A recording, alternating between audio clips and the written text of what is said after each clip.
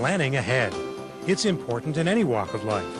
Whether you're designing a deck for your backyard, preparing for a family picnic, or enjoying a favorite outdoor activity, planning ahead and communicating those plans to everyone involved makes the process easier and safer. Hello, I'm Paul Cinchetti, Director of Field Operations, Western Division.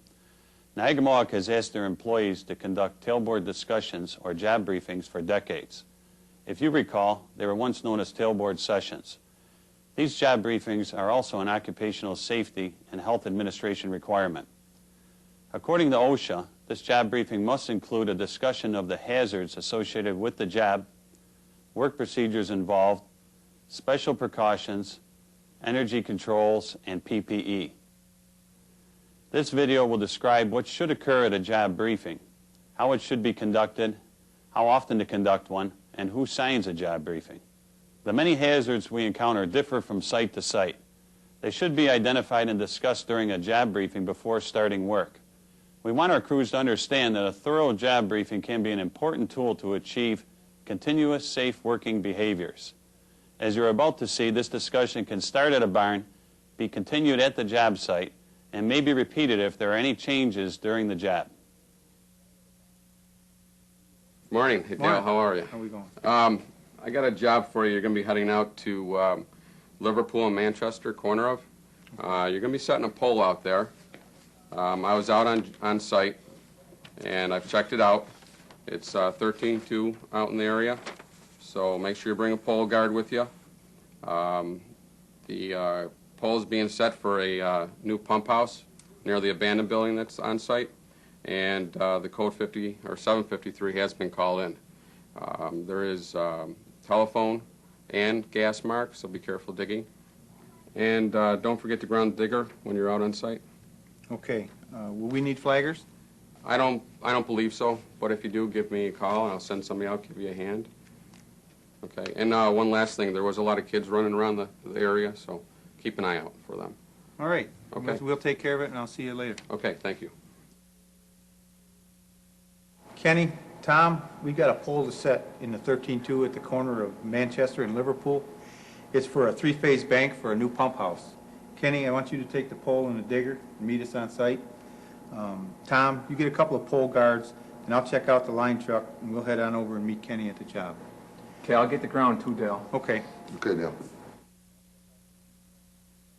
Okay, we've got our traffic control devices and our signs in place, so let's do our tailboard. Tom, I want you to get the line truck in position. Cover up the primary and streetlight services, okay? Be sure you test your gloves and check your lanyard before you go in the air.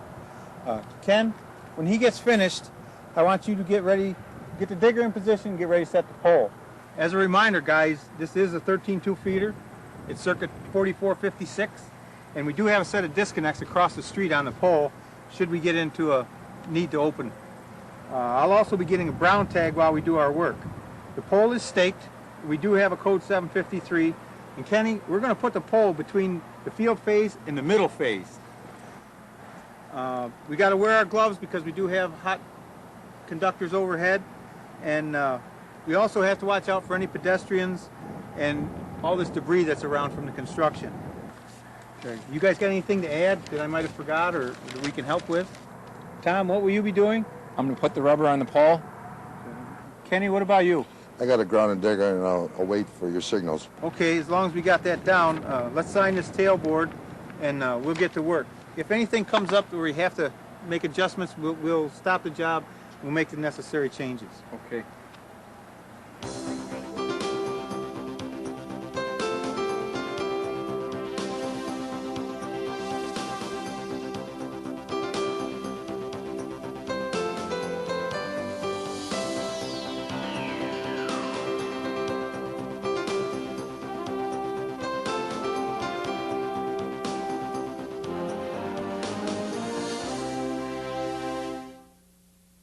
Let's review this job briefing.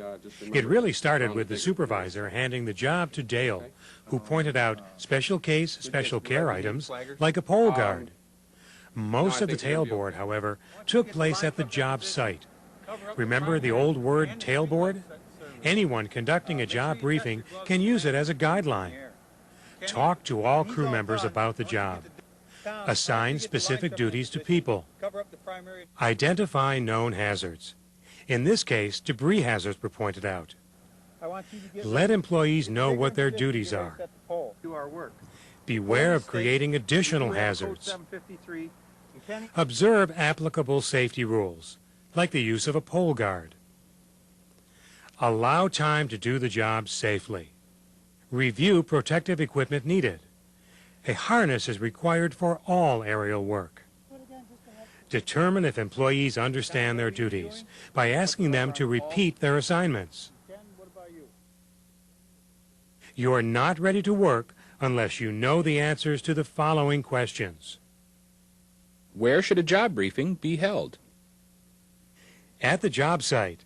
That way, specific hazards can be discussed and taken into consideration when setting up the job. How often must job briefings take place? At least one job briefing shall be conducted before the start of each day or shift. Additional job briefings shall be held if significant changes occur during the course of the work. Also, if additional personnel arrive at the job site and will be engaged in the same work project, they must be briefed and must sign off on the job briefing form. Does an employee working alone have to conduct a job brief? No. However, the supervisor shall ensure that the tasks to be performed are planned as if a briefing were required.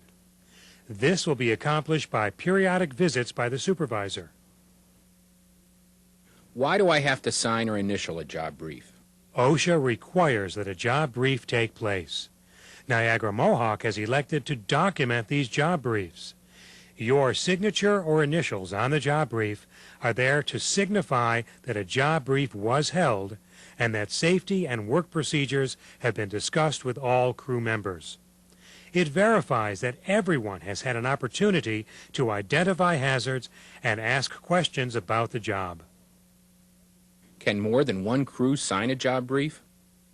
Yes, if crews are working on the same job at the same site and are dealing with the same hazards, they must sign the same job brief.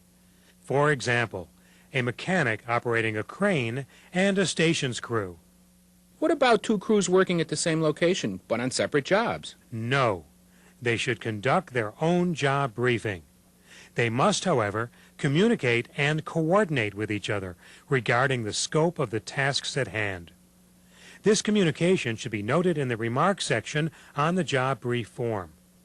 The crew names, vehicle numbers, and time of the exchange should be recorded.